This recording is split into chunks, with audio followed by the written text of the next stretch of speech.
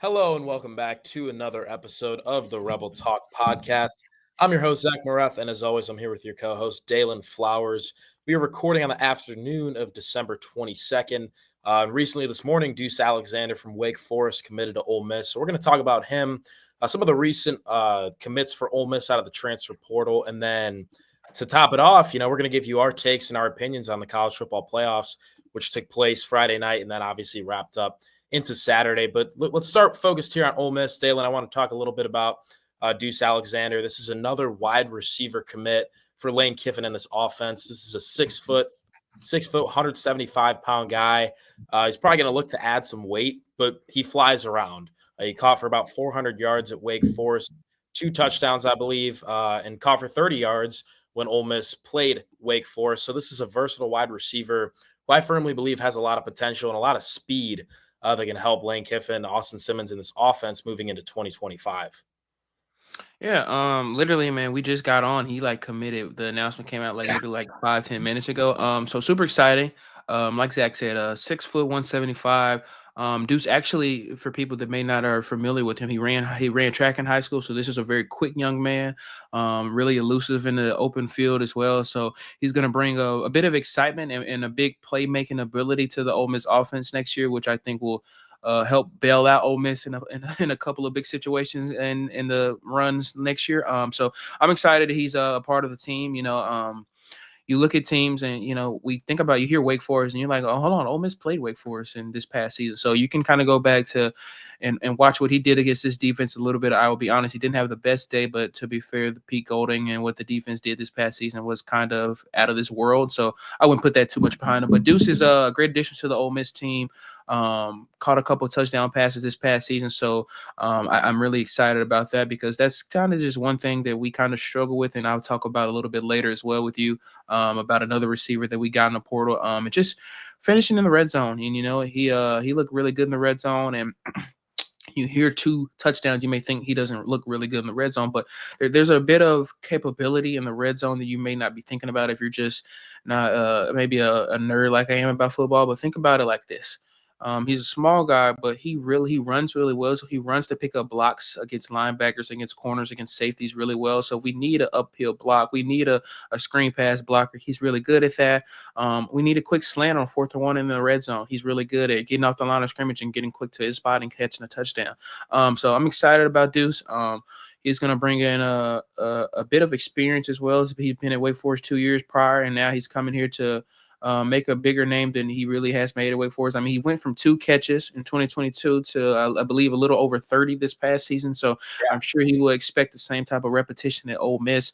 But this receiving core that we have currently, expect a few guys like Caden Lee, who had an outstanding year, Aiden Williams, and a few collection of other guys that may come back from this team to help bind what he's able to do really well as well. So I'm really excited about Deuce, and it's been a topic that kind of has been going over the floats for a couple of weeks, but now to actually hear it confirmed is very exciting. Yeah, Deuce is a competitive player, and whether he's starting or he's on the bench, this is a nice addition, regardless of how you look at it. And Daylan mentioned, we're going to dive into some of these other wide receivers.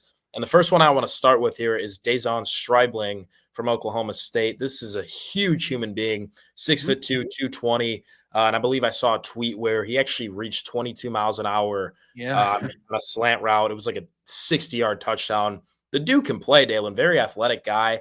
And when you're losing, your Trey Harris, your Jordan Watkins, you lost Dayton Wade the year before, you're losing Juice Wells, very experienced players. Stribling's the guy who comes in with 1 year of eligibility, a lot of Power 4 conference experience, and he's going to play immediately. I do believe he's going to fill the void of Trey Harris, and that's not me saying that he's going to be the next Trey Harris, but he definitely has an opportunity. If you look at the stats, he's catching for almost 1,000 yards at Oklahoma State, similar to what Trey Harris did at his previous school, but he was not at a Power 4 school. So if you can take what Stribling did at Oklahoma State, transfer that into an offense with Austin Simmons, Lane Kiffin, a whole bunch of creativity, I do expect a big year, a lot of production, especially in the red zone from a guy who weighs and is this 6'2", really, really good size, and a huge commitment for Ole Miss, especially on the offensive side of the ball. Yeah, man. Yeah, I love the points you bring up about Trey Harris. So Dejan is 6'2", 201, like you said, and Trey is 6'2", 209. So just a little bit of difference of weight, but same similarities. And for me, Dejan, like you talked about, is quick. 22 miles per hour you hear that, you may not think it's much, but that's insane speed for a guy that's built like he is. I'm super excited about this kid. Had about 52 catches at Oklahoma State this year, a little over almost 900 catching yards as well, receiving yards as well. And again, a red zone threat. That's something that we struggled with this past season in the red zone, with so many ample opportunities to put 7 points on the board against teams this year. Ole Miss just kind of failed in doing that in the red zone. So Dejan, for me, brings in a bit of element that is kind of unteachable. It just brings in size, attitude, and athleticness that can't really be taught. And watching him, like you said, Zach, not saying he's going to be the next Trey Harris, but I see a lot of the same intangibles that Trey and Dejan have. So this is an exciting guy. And I bring up Caden Lee earlier.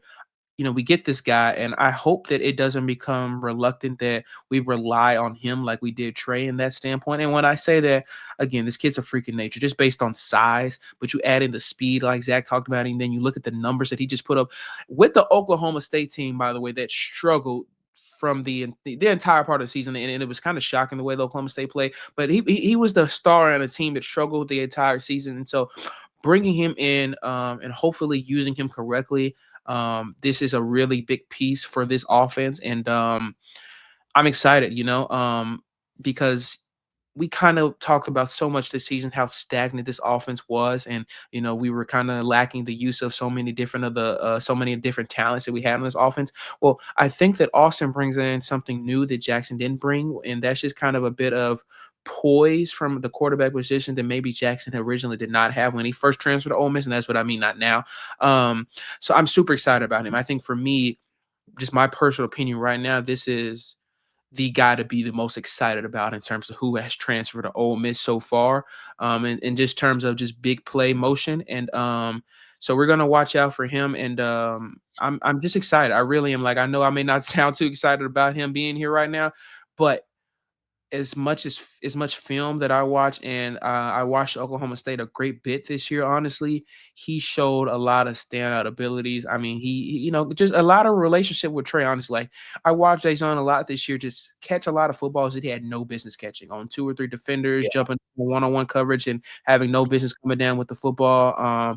A great ability to break a lot of tackles as well. And so this guy, like Zach said, he brings a lot of experience in, but as well is that guy that you may feel defenses may have to scheme around and put two or three guys on him, which gives the opportunity for Caden Lee for Aiden Williams, for Deuce, like we just talked about, to have a big game as well. So I'm excited that he's here. And I think this sets the motion as well.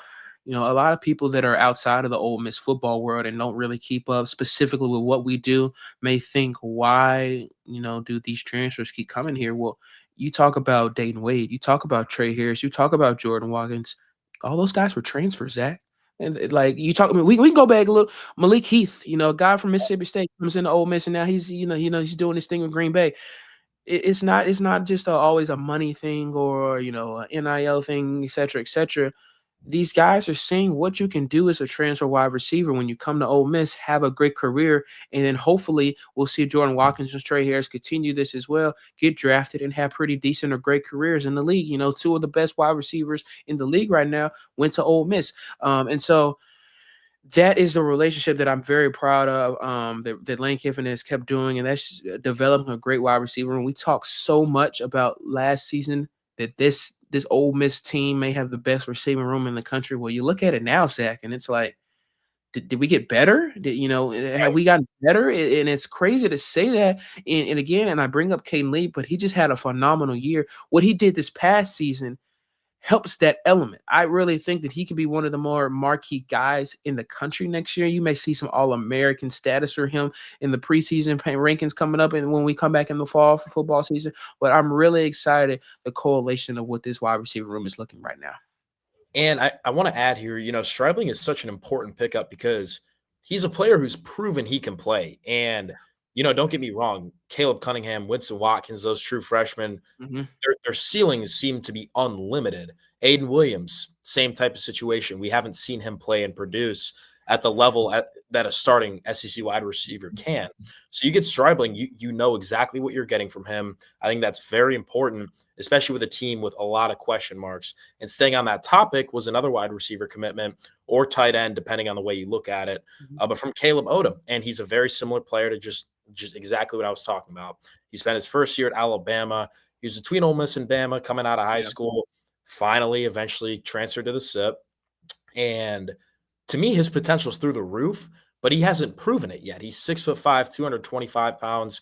He can go up and make those crazy catches. You know, if I had to give him a player comparison at Ole Miss, I would say DK Metcalf because of his size and athleticism. I'm not saying he is the next DK Metcalf, but the ceiling for this wide receiver room, Daylan, it's very high. And you have guys like Caden Lee, Stribling, Daquan Wright, tight end slot, Luke Haas from Arkansas, who are going to establish that. But it's up to these guys, you know, Caleb Odom, the Deuce kid, Deuce Alexander from Wake Forest, the freshman I was talking about. They are going to either take the wide receiver room from good to great. And I think we're going to find that out pretty quickly. But, you know, there's no doubt the foundation's there, and continue to establish that with young talent, I think is a great thing for the future and upcoming years here with Lane Kiffin. You know, that's a great point. And there was a point that I made maybe a month ago with you about Austin Simmons. And I thought he was so ready for this moment against Georgia because he had been here this year. But he came last year as well. And, you know, he sat and he watched, he learned the system. He understood how Lane and Charlie Wise want to run their offense, how they want their quarterbacks to play, and how to decipher when I need to dump it off to my running back instead of trying to go for a deep play. That's that same situation for maybe a Caleb Odom. You know, he comes in that he's obviously, you know, a five-star guy, played at Bama. You expect a lot immediately, but maybe he doesn't come out and immediately put up 700 receiving yards this year. Maybe he only puts up 250, but then next year he's been with Austin for a year now. You know, he's kind of sat behind guys and learned a little bit better, got a little bit more bulkier, understood the playbook a little bit better. And then next year he goes for 1,200 receiving yards. Right. That's a great point that you make because the element of what I thought we did so good this year was getting depth. And that's something that we struggle with in 2023, which is why I thought we lost to Bama and Georgia, because we didn't have depth, you know, especially like Lane had said multiple times on those line of scrimmages. But depth matters at every position on the football team. And so for getting guys like we are, you may think, okay, but you know, we saw this year. We got all these guys, but we weren't able to use them all, and that's okay. You know, it kind of sucks in the moment because you're questioning, why did we get this guy? We're not going to use him. But there's different intangibles of what we're getting certain players for, and we may be thinking short term, long term, current, later in the season, hopefully again, you know, with the possibility of going to the playoffs next year. So all these players will have different roles, and you know. I'll give Lane Kiffin props for this because as much as he's complaining about the portal and the way NIL is, so have I multiple times. But he's ran a system to players that are 18, 19, 21, 22, 20 have still bought into it. And you know, guys that may have had to play a different role than they played at their previous schools, they've still come in, understood their role, and helped this team be greater than what it was. And so that's a great point about Caleb. And I don't want fans to, when the season starts, if he doesn't produce like maybe we think he should based off the caliber of player that he is, to just kind of be okay with that and have some hope going forward that maybe his time just isn't now and he's trying to do his role now, and then he'll have a bigger role when the time comes later down the road. And that's one of the things I actually enjoy about this transfer portal class, Dalen, is when you look up and down the list, it feels like a majority of the players have 2 to 3 years of eligibility. And, you know, last year that just wasn't the case. And even last season, you know, I'm like, okay, like let's try and stay in the moment. We have all these future NFL prospects, but, you know, the thought was creeping for the entire fall.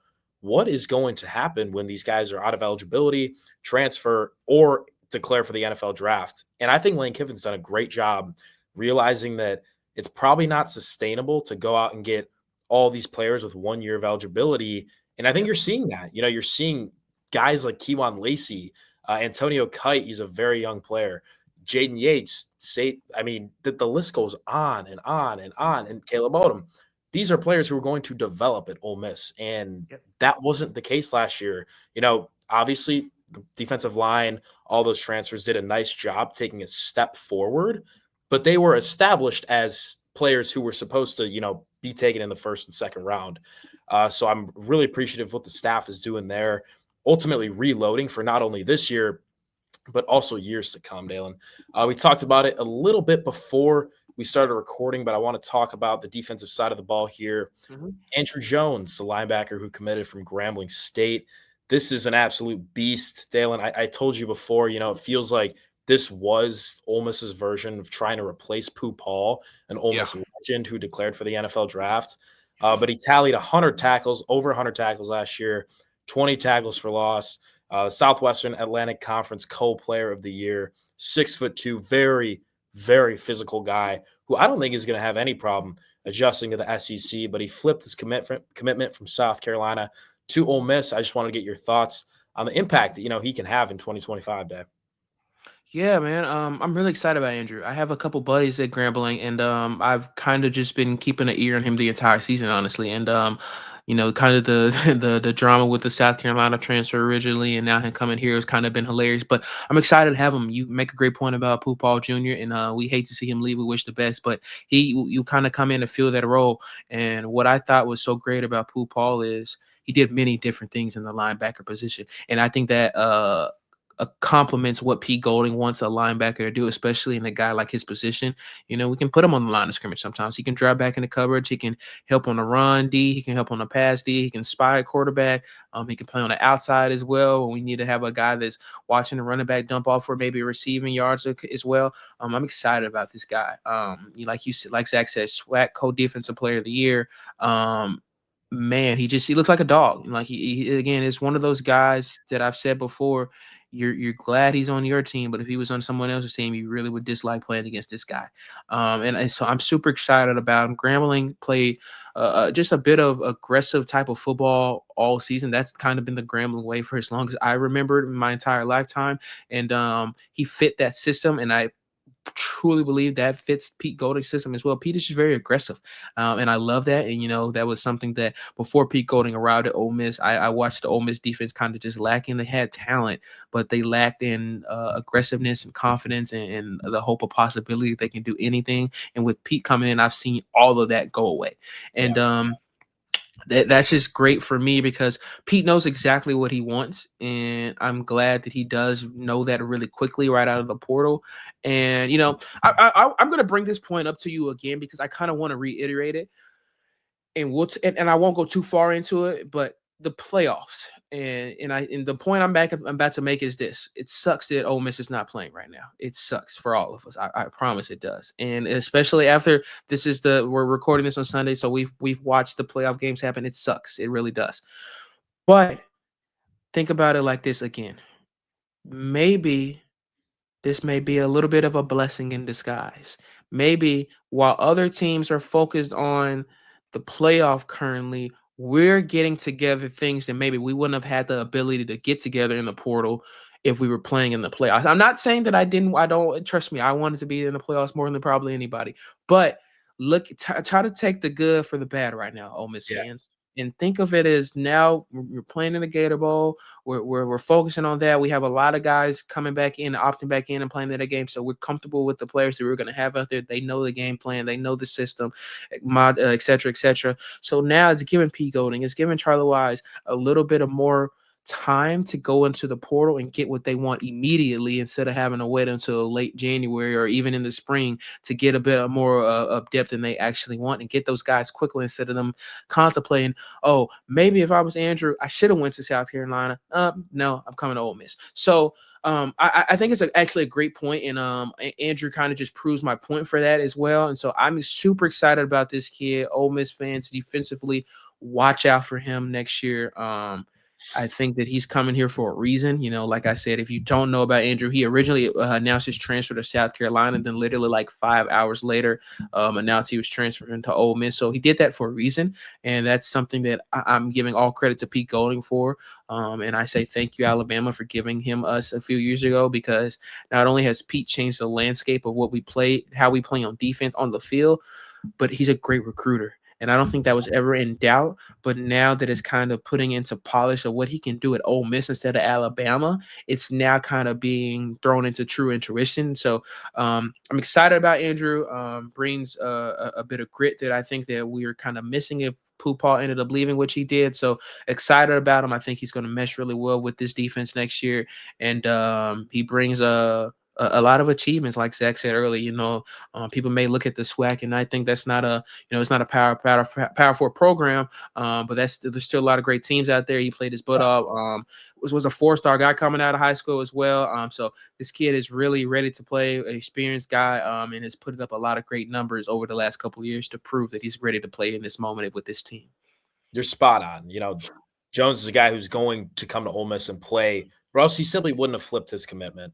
And the last thing I'll touch on the transfer portal here is, you look at last year on the defensive side of the ball, Trey Amos, Prince Emmanuel, and Walter Nolan. Those, if you look at their prices, you're probably looking at players who cost around $1 million or more, just based on the sheer versatility of them and with the idea that they could enter the NFL draft because of their talents. And they decided to come to Ole Miss. So what I'm saying is, do not be surprised if Ole Miss goes after a serious player on one of these playoff teams. I've heard a lot of rumors about a couple of Clemson defensive linemen. There's rumors flying about a lot of the Tennessee roster. And if you look at how they played last night, they didn't look bought in one bit. But there's teams out there that have guys who aren't entering the portal because of the playoffs. And I think Ole Miss still has a lot of money to spend because you simply haven't gone and got, the best 5 players in the transfer portal like last year. And that's not a shot. There's some amazing players that we talked about who have the potential to turn into NFL first-round caliber guys, but they're not there right now. And Ole Miss still has a chance, hopefully still has some money left over to go make that happen, whether it's in the secondary, which needs help, whether it's at running back, up on the defensive line, who lost some guys. I don't think Ole Miss is anywhere close from being done with the transfer portal. That's the final thing I got on that. Daylan, do you have anything else? No, really quick, just excited to see us targeting some secondary guys. That's something that I thought was big, especially moving forward. Just even the guys that have now transferred to a couple of the schools that we will be playing next year. Ole Miss will face a lot of great quarterbacks next year throughout their entire schedule, and so expect Pete to target a few more guys in the secondary as well, for a lot of different roles. And so look out for that in the near future. And like Zach said, we're not done. It's December, and this transfer portal goes on literally throughout the entire summer as well. And so we will continue building and filling every hole that we need to make sure that this football team can successfully be prepared for 2025. And one thing I will say really quick, is, again, like, as much as this season sucked in the way that it sucked, think of it as a learning opportunity. And I hope that Lane Kiffin and Charlie Wise and what they did this year on the offensive side of the ball, they're just taking it as a learning opportunity, that this was the group that shouldn't have been doing what they did on the offensive side of the ball. And now that we've kind of watched it happen, hopefully we just regroup, and get better, and don't allow the same mistakes that we happened this past season to happen next year. So just keep your head up, Ole Miss fans. It should be a fun ride going forward. Looking at the college football playoffs here, Daylan, very interesting first round. And, I'm kind of struggling to use words to describe this, but, you had Notre Dame, Indiana, SMU versus Penn State, Clemson, Texas, and then to wrap it up, Ohio State versus Tennessee, all of which were double-digit wins from the home team. Now, before I dive in, we get into this rant about the CFP, the home environments were electric. Yeah. And for me, that was really cool to watch because, we're accustomed to watching these games being played in these, like the NFL stadiums, the Mercedes-Benz Stadium in Atlanta, down in New Orleans, the Cowboys, all these different indoor NFL stadiums. But then you get some of these northern teams involved. It's freezing. Guys are warming up with their shirts off. It's loud. It's buzzing. You can hear the fans. You can barely hear the announcers. And that is peak college football. So credit to all the home teams and those fans for showing up and showing, the committee that potentially second round should be played at home too. I know that will never happen because of all the bowl sites, but still, that was awesome. Now I want to dive into just a couple of these things, Daylan. And the first is that I want to start off by saying I fully understand that Ole Miss lost to Kentucky and Florida. I get it. We ruin our own destiny. I will be the first to tell you that. And I think the same with Alabama. They lost to Vanderbilt, and then they got demolished by Oklahoma. So two teams who ruined their own seasons, who had a chance to be in the college football playoffs. With that being said, you can't look at me with a straight face and say Ole Miss or Alabama would not have stomped on Indiana, SMU, maybe Clemson, maybe I'm not sold on Penn State, and you can't tell me they wouldn't go and beat Boise State or Arizona State, Dalen. So, taking that into account, it just feels like we didn't get the best matchups. And, for example, Indiana gets stomped on by Notre Dame. You you simply can't look at me and say Alabama, Ole Miss, or even South Carolina wouldn't have went to South Bend and put up a better fight. And the same goes in Happy Valley with Penn State. SMU looked horrible. And, at some point, you have to consider who these teams are playing. I understand they both had a great amount of wins. I think SMU had 2 losses, Indiana 1. None of them had a ranked win. And Kurt Signetti going on College Game Day before and saying how he, quote, beats the shit out of top 25 teams only to get ran out of South Bend. It's a tough pill to swallow. And I'll say it again. I understand why those teams weren't selected, but at some point, the committee's got to look in the mirror and say, hey, this can't happen again, man. What do you think, Dave?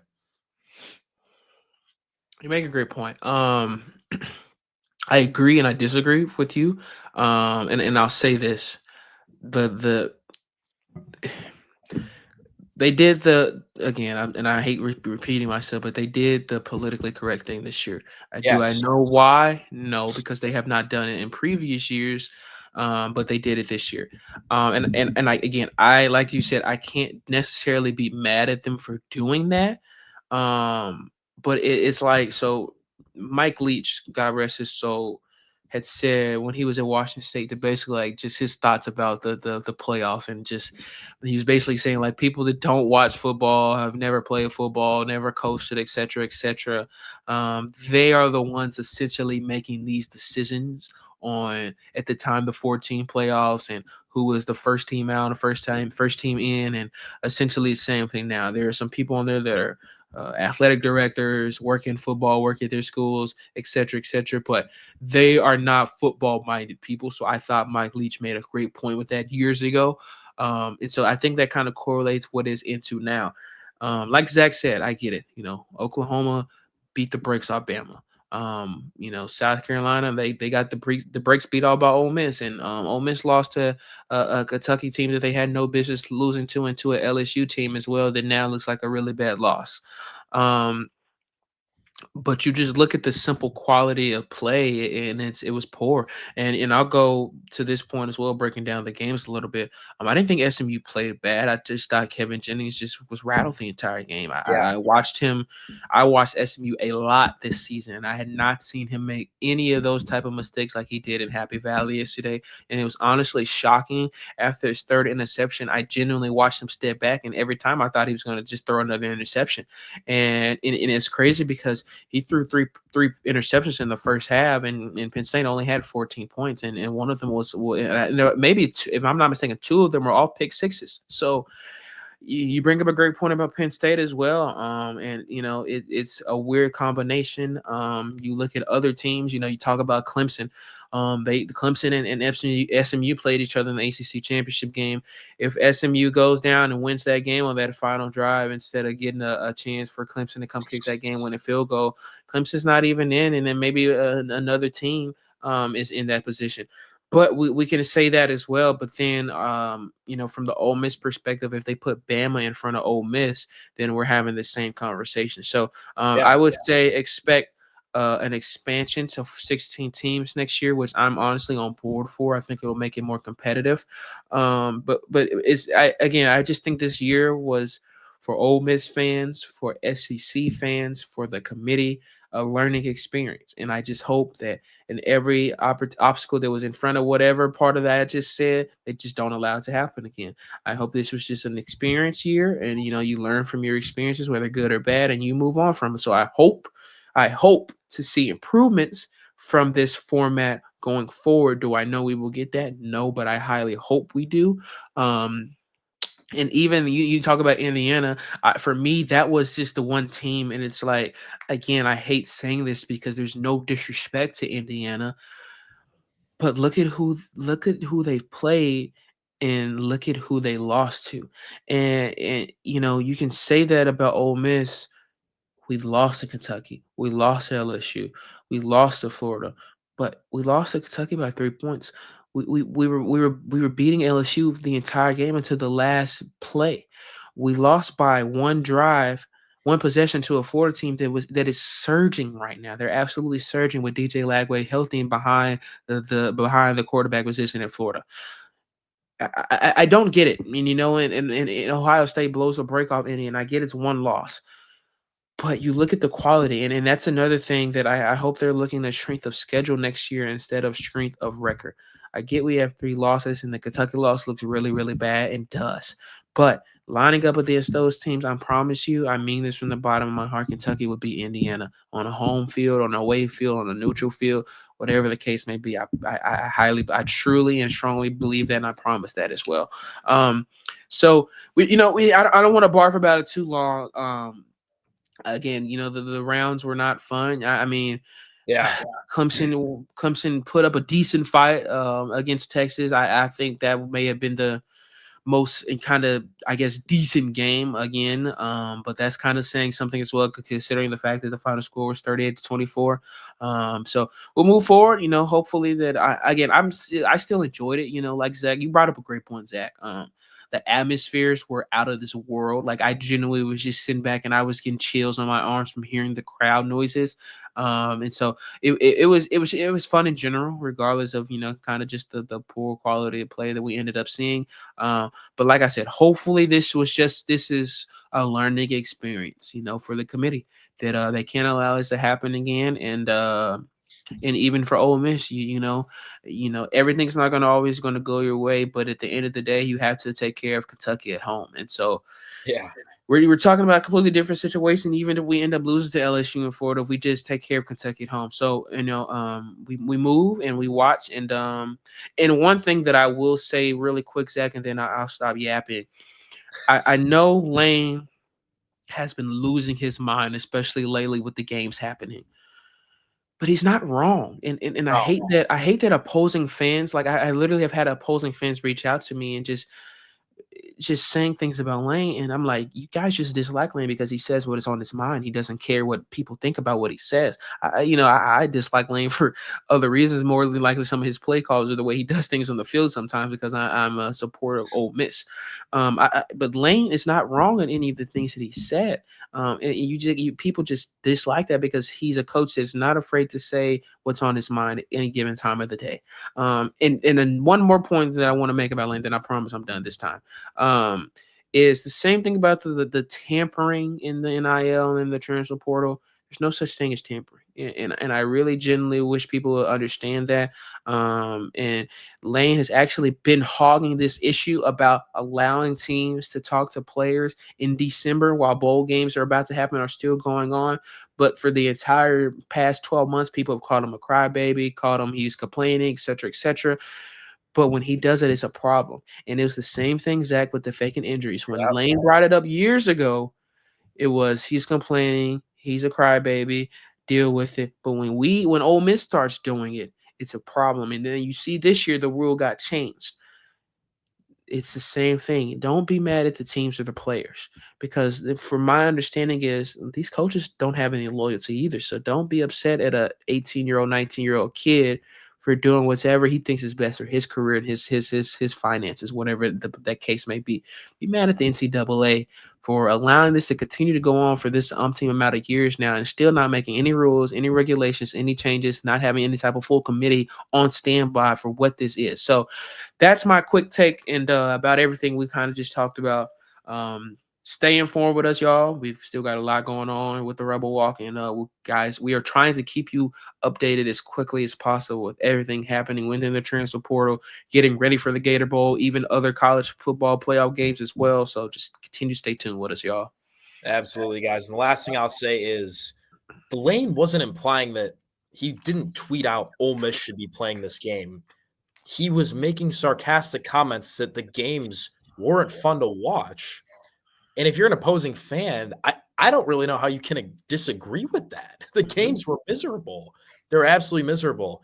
And the final thing I'll say is, even though I believe Tennessee was a 2-loss SEC team and should have gotten in, they got embarrassed.